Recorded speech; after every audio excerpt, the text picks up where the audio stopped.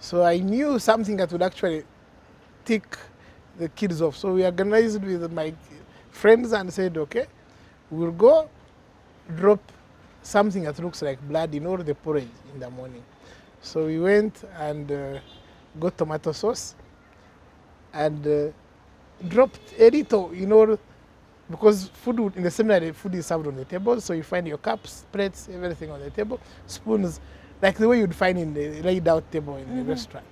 And porridge would be served in a big saucepan put in the middle. And it would be white, so you clear white, so you come drop some. No. So once the kids came, we had already saturated the room as this woman who cooks food had actually put her blood in there. And then the kids came and they couldn't believe it. They were like, blood. And they not touch it. They couldn't consume it. So, and a lot of noise, etc. They reject the food. And so they kept doing their research to find out who actually had done They that. identified. But of course, I had issues of talking in the class. I was so talkative that even when I was not in class, they would write me among the people who had been talking in the paper. So my name was there, like permanently there, and I never really took any offense because then they would give me punishments, like literally every single day. So I was most of the time on punishment. So it reached. So afterwards, I think they found out who had done this, and they left me till the end of the year. And at the end of the year, when we went to pick our reports, we would go home without our reports. We'd pick the reports from the parish. So I walked the parish to pick my report. I get the report, and the priest told me, you have some good news and some bad news. Which one go first? I was like, the good news. They're like, you passed very well. Okay. Like, okay. The bad news is you have been discontinued. I just couldn't believe it. So I get the report, and I had walked to the parish. The parish is around 8 kilometers from home. So I walked like very, very slowly. Maybe it took like 7 hours to reach home. And I reached around the time when my dad would return. I put the report on the table where he has his chair where he sits. So I put it there, ran away. And he comes and sees, and had, class teacher's remark was Father Rujema, and he wrote, very good student, keep it up. Because I had been either the first or the second, I don't remember. And then the rector had written that the class teacher's remark notwithstanding, I did not know how to use the word notwithstanding at the time. Said, the class teacher's remark notwithstanding, you have completely failed to follow the seminary rule. You have therefore been asked to find another school of your own choice. Discontinued with a red pen across. So I knew I was dead. Your father who is I strict knew to now I was like, So what I'm happened? dead. He came, then he said, hey. He looked at the report, then he was like, where is this fool? And then, of course, the fool at that time was me. I didn't have to ask which other fool. So I show up and tells me, I'm not going to look for you a place. And since really the school fees was meant that you should be in school, you shouldn't be staying in the house or eating my food. So 2 weeks I was actually staying out of the house. What? Yes, and he made sure I was actually outside the house.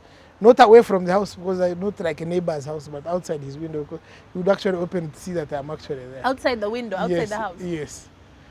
So 2 weeks I was there, and then I had to look for my own place. So I had to look for my own place, and I walked to Chitunga, Montreal High School, Chitunga, and the headmaster looks at the report and he's like, they sent you away with this report, with these grades. I'm like, yes. So you slept facing down. That was the myth. They thought that it is a myth that Marians are not allowed to sleep facing down. Oh. But it's not true. Okay, I think it has something to do with boys and mattresses. Yes, something like that. So, but I don't think it was true. So I said yes to just, and it was like, yeah, but here that is not a problem, but we also have school rules. And I was like, don't worry, I know the rules cannot be. And then I got to culture shock. School was different. We had khaki shorts we never really washed. Okay. Only washing once a term or twice. The boys' school. Yeah. Well, there was no water. Yes. Okay. So showering was once a week, at the weekend they would just pump the water, and the water would flow through the pipes, and the kids would actually shower in the open. Okay. So they would Very different. Huh? Yeah, so they would shower in the open. Here in the seminary, we had cubicles. So you walk in, close the door and board, and then shower. And then you move out with your towel. And here, people were just, the water is flowing. Naked. Yeah, so just walk in and shower. And it was really a shock because you're young and we had kids. Here we had dormitories, so each dormitory would literally, each age would shower alone. The high school people had their own rooms where now here and senior sixes, senior fives, and when had some kadogos, they were in senior one, senior two, but they are veterans. Kids, not veterans, they are kids, child soldiers. Had now gone through, and that's one of the schools. So they were old, with wives and whatever, they were old, maybe 30, and you are showering, and we as kids, you do like, you don't like the, what you are seeing? You're like, it was like terrorism. so, but yeah, eventually, no prep. In prep, people would just go. So it was just. Yeah, the headmaster had been beaten like several times. They were actually, in the time I was there, he was beaten twice. Is that the school where even you were? Yes. You had the social cancelled. Is that it? No, that's much later. His stories are many.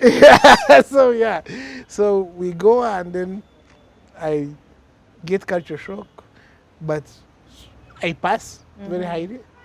They actually wanted to send me on scholarship. I didn't stay. Okay. I got St. Joseph's for high school. I continued doing a little business here and there because even is that when you started writing? For the yes, paper? Then I started writing for Red Paper. Uh-huh. No, not Red Paper. Red Paper hadn't come yet. No, it was New Vision and Oromuri. Okay. So I started writing for New Vision.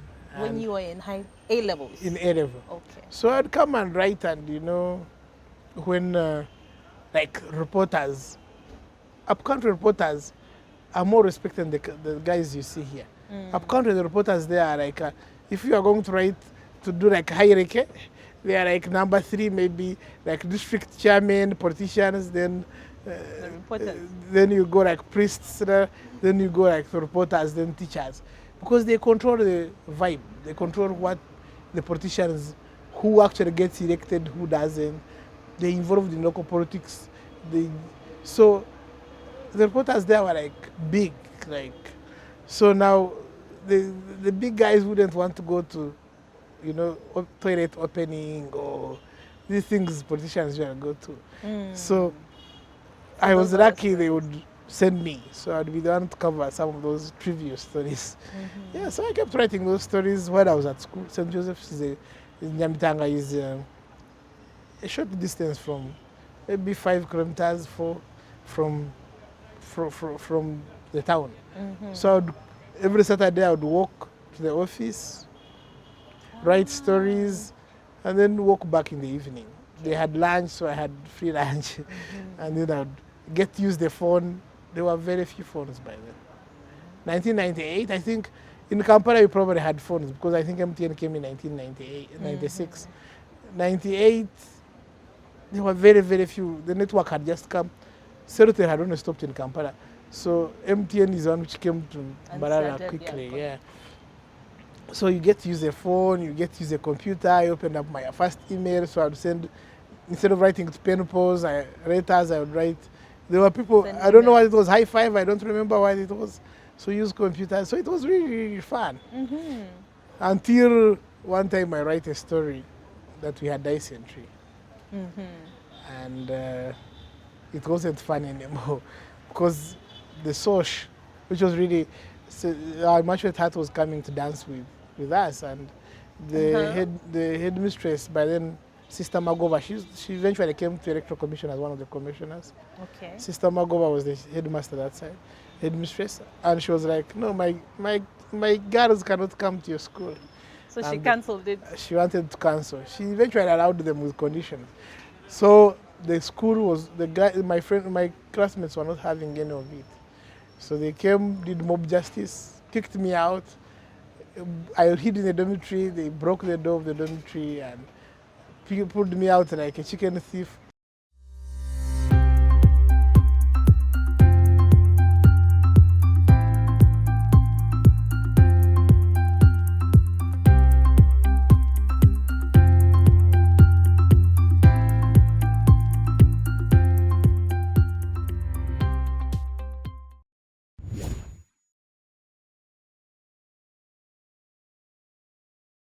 everybody was beating shoes, stones, everything. People would gather. And I ran to the headmaster's office. The headmaster was Father Muntu, but he died. Monsignor Edward Bingana Muntu. A very, very nice guy. So the kids actually feared him. So you went and hid at his house? And hid in his house. Then they started throwing stones over the house. And then they came and said, we go, we want him, give him to us. Literally like the one of Pontius, or Pirate, when they were saying, give him to us, give him to us. So I was saying, give him to us, and he knew I was dead if I... Because I was already bleeding by the time I got there. I mean, I had cuts all over. My goodness. So he pulls me out and we reach the gate and he says to me, run as fast as you can. Then he tells these ones, if you run after him, you're out of school, you're discontinued. So they couldn't. So I ran. Were you able to come back to school? Like the and next day? And they were throwing stones, so I ran to the office. I ran, pick a boda, go to the office. And I'm bleeding, so they take me to hospital. Meanwhile, this side, the kids come rioting. They come... Because the dance with the girls was cancelled. Yes, they were cancelled. So they come to the office, smash the windows, break the computers. Police comes in, shoots in the air, Then they get dispersed, and... So, now, do you understand why I'm saying? It seems like you've been running.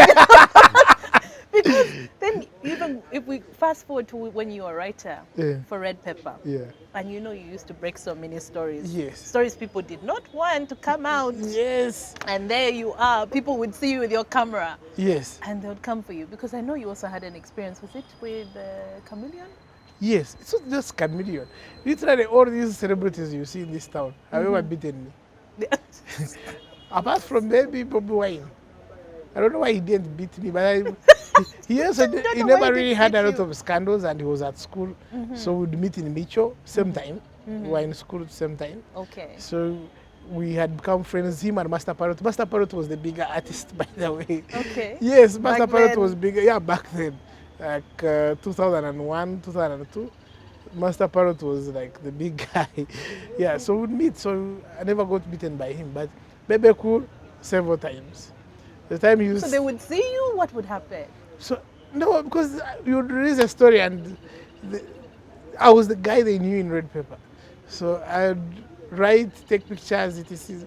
One time I go to Mawanda Road to take a picture of Bebe Cool. He was staying in a 2-bedroom house, Muzigo, around. I'd gotten Zwena from Miss Uganda, so I think 2001, 2002, I don't remember. Oh, yeah, they were just starting. Yeah, so the beginning, and then I go take a picture. Bebe Cool is very angry. He had the golf, he had cut off the roof, not a convertible, but he had cut off the roof, so it had become convertible. so he drives it and finds me and threatens to burn the office. Then one time I think he finds me at jam session. That's where it was like the hangout for all the artists. And I think they were actually breaking out at the time. So yeah, so they used to meet at the National Theatre every Monday. So I was there.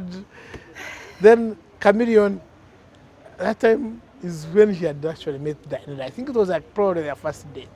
So picks her up in a convertible. He had a convertible, so yellow. So picks her up, and Daniela was actually seeing, and I think a fiancé to one of the tycoons. It's one of the tycoons' sons. Oh. So picks her up and brings her to National Theatre. I take the picture, and Jeff Chiwa, who is now manager for Shiba, was like a bodyguard manager for Chameleon. So like, hey, picture up. They run after me. So we run. I get out. Meanwhile, I change the camera. I put a new film. We had films, no cameras which had films. So yes. I remove the film, put it in. It would come in a small pack like this. Yeah, so put the plastic. film, cover it, and then put a fake film inside the camera. Meanwhile, I'm running, and he's running after me. So he would step on my shoes. So he would come close to getting me, steps on my shoes, I leave the shoe, then we run. So by the time we got to Esokona, he catches up with me. And he gets the camera, removes the film, messes up with the camera, and takes the film. So he thinks he has it. He's killed the story. Yes. And on Friday, the story is there. Chameleon steals this guy. Oh my Lord. And gladly, Chameleon still has But eventually she became the wife, so Yes. I'm happy for them. But I was beaten. There were several kicks. Did you ever feel like you were going to give up? I mean, No, it was fun. You know, like, I think I was also naive and young. Because you'd ask, I mean, what would drive me? I think it was the fun of it, of seeing like like, somebody has run, they think they have you, but on Friday you have their picture. They're like, got you. So you won. Yeah, so there were like small victories, many small victories. Yeah, of course, like they would ban me from Miss Uganda, and I show up and I have pictures. So I had my camera, which I would hide, and I would not so they had bought me an Olympus 5.6 megapixel camera with an adjustable LCD display, so that you could adjust. Now people are still using, the focus. Now me, I knew I didn't have that luxury, so I would carry my camera down here and I would off the side and I keep taking pictures from here and I could adjust. You give people hell. So I really, so now they would be shocked to see the pictures that Innocent took, and he was not supposed to be there. And they didn't see you with the camera. So next time, then Sylvia would be very, very annoyed. Yeah, but somehow that was like my win. But it must have been exciting, though. It was, and I remember I was doing vet while I was doing this. I know. Yeah, so you were studying to be a veterinary doctor. Yes, which I finished. And you graduated, and you even practiced. Yes, so it was like crazy. So I would run. One time I wrote about our Professor Johnson Achon. He's one of those proud guys, like a lecturer who drives across country. He was like one of rare breed. I mean, they stay in Kororo. The professors have courses in Kororo. Had nice dogs. He's one of the big surgeons for dogs. So some guy came and parked in his place, and he was very, very proud guy. So he came and deflated the tires of the guy, and I think it was like permanent sales or something, because he had parked in parking slot. And I wrote the story, and he was not very amused. So he would actually tell me, "Who is this guy?" So he was always looking out for me. So I had like fun all through, but also trouble, because I mean, guys used to call me part-timer because essentially I would just study maybe like 10% of the lectures. Yeah, so and we had practical lessons and orals, so I'd go for the oral. And I don't know these guys. Managed to graduate. Yeah, no, we have not had a problem with school.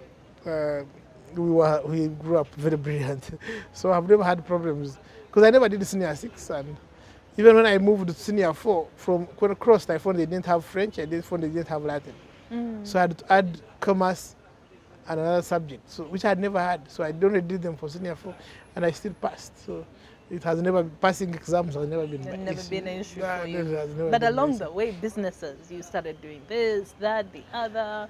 Yes. What was your first business?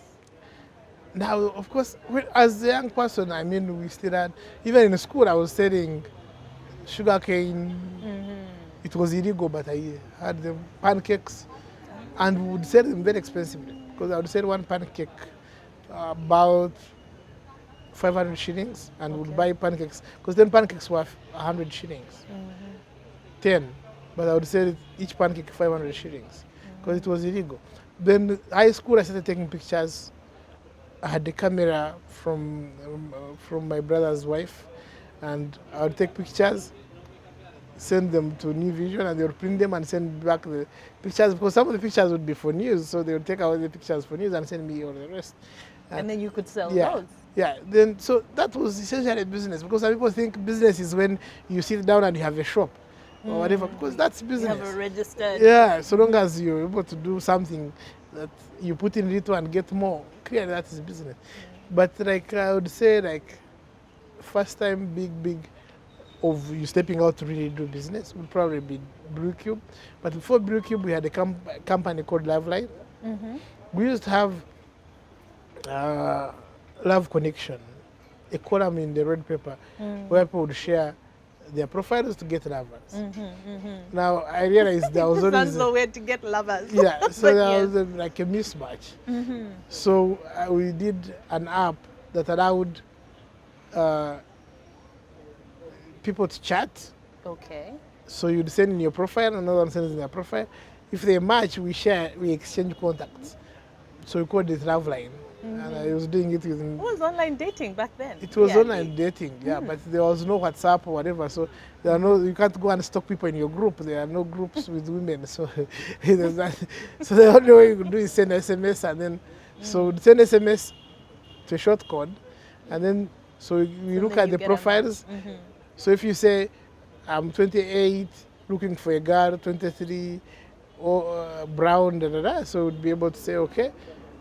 And the boy would say, I'm this, looking for a boy, 28, then we would match up. And then, but it never really worked because it was hard work. There were too few women and 2 men looking for women. So there was never a match. So you'd get one and send the contacts to 5 people, 10 people, or 20 people, and then they would be swamped with phone calls, and they'd be like, so in the end, and then we couldn't trust what happens after that. So it was hard. So that was something you tried and you let Yeah, go. so when we're doing it, I tell these guys that's what I'm trying to do, and these guys were trying also to start a company. So they had registered a company, but never really did that, which is typical. Most young people want to start a business, so all they think about is, yeah, so they gather money and register a company and die with it. So I was like, yeah, they wanted to start an SMS company, and I'm like, yeah, let's start. I'm doing this, but I don't like it. So why can't we? So then we look for chairs. We had 2 computers, so laptops, and we start. So that's how Brewkeep started. Okay. So we start, and then a few years down the road, we all resigned from our jobs, and hence Brewkeep. You dedicate like a chapter in the book. Okay, well, you're talking about partnerships, and Yes. even though you share how you've been burnt in the past, Yeah. it's something that you still encourage, which I found very interesting. Yeah. Yeah, you're like, no, partnerships are still very good, even though you also had your bad experiences. Yes. Especially when it came to a friend Yes. you started a business with. Yes. Was it an animal clinic? Yes, there was an animal clinic in. It was one of the big ones, the older ones. Started by I think some doctor called Dr. Simwe, and he was literally the only doctor here who was dealing with horses. So he was dealing with Dr. Sudir's horses, and so it started in I think the US and called Victoria Clinic. So then he passed it on to a friend of mine. A friend we had gone to school together, vet school together. So eventually, because of his position, I don't really, even the name in the book is not the real name. Yes. So I always wanted to do something in line with my Profession. profession. Yes. So he tells me, so I'd pass by and then we do some surgeries, we pass by and yeah, so it was fun to show up and take a picture which you post on Facebook and you're good at it. Because I mean, it's really what I want. Then eventually he tells me, by the way, this thing is not working. I have to pay workers, etc. It doesn't make money. Then I'm like, I look around, I'm like, there's opportunity here. And we can expand it and do dog breeding, import vaccines, and it's like, yeah. So he accepts, and then we register a company that does importation, and we import in vaccines, and then Did you sink a lot of money into it? yes, I actually got my dividends for that whole year and sunk them into that. So it says the clinic, so we make the clinic. He had these chairs from Zambia, old desks, dog. So it was really a typical vet practice where people don't really care about aesthetics. So I come and I'm like, no, we need to make it cool. So some DSTV, I had TV, I had replaced at home, so got some TV, a fridge, so that, vaccines, etc. A nice cabinet, so we went some Chinese shops around here and bought cool chairs, some white chairs, white cabinet. So that when you enter, then I was building a house, so I got some guys, plumbers, etc. to do some plumbing so that people can be able to wash their hands, got a cool theater bed for where dogs would actually do their surgery, so it's no longer a normal, you go on a table. So cool with drips where they hang, and so changed everything around it. Yeah. So people would come and see their dogs on drip and they're like, oh, blood transfusion, they're like, wow. So then you would be able to charge more. So the clinic started making money. And we went on well, and yeah, he was of course the guy who was always there. You were coming in and out, in and out. So I was getting money, he was giving me money. So I was happy. And then I was like, yeah, we invest more. So it was, we are importing, so money.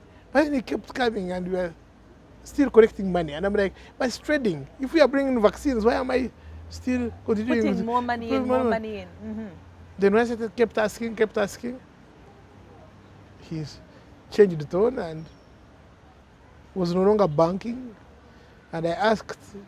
So the money was diverted. And then he had told the guys, and I had recruited the guys. Because I told my friends, we fired everyone. I actually arrested them because they were stealing all the money. That's why he was never having money. So I started keeping records, and when we started keeping records, it became an issue. Kept records of the animals, their dates, due dates for vaccination. So then we were able to track down the customers. And we knew how much the customers were. Put invoices, so put systems. And so he stopped banking, then he would tell me, we'll go and meet. The time he made me come here for a meeting, and I waited for him for 6 hours. He kept saying, I'm coming, and never showed up. Another time, same, so he would tell me. Then eventually I was like, So he tells me one time, because he would give me like maybe 2 million, 4 million every month. And the company also had money on account. So, and now he had spent like 2 years without giving me any money. And now I keep telling him, man, I have some issue, I need some money. He tells me go to the clinic. So I wait, I'm calling him, he's not picking. So eventually, he tells the guy to give me 200,000. So he gives me to the doctor there gives me 200,000, and I give back the money to him, to the doctor, and I'm like, you know what, it's Christmas, you go have, and I just decided to let it go. And I let it go. But I still believe in partnerships.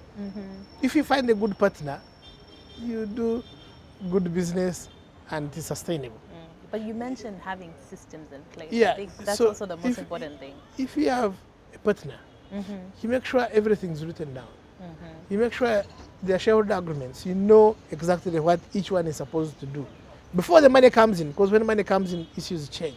So you people change. Yeah, people change. Because money makes people monsters. It's like, you do more, everybody wants to. So when you have partners, you need to be able to look at this. And before money comes in, you agree, how is your leadership going to be? Who does what? What is each one's role? What's their contribution?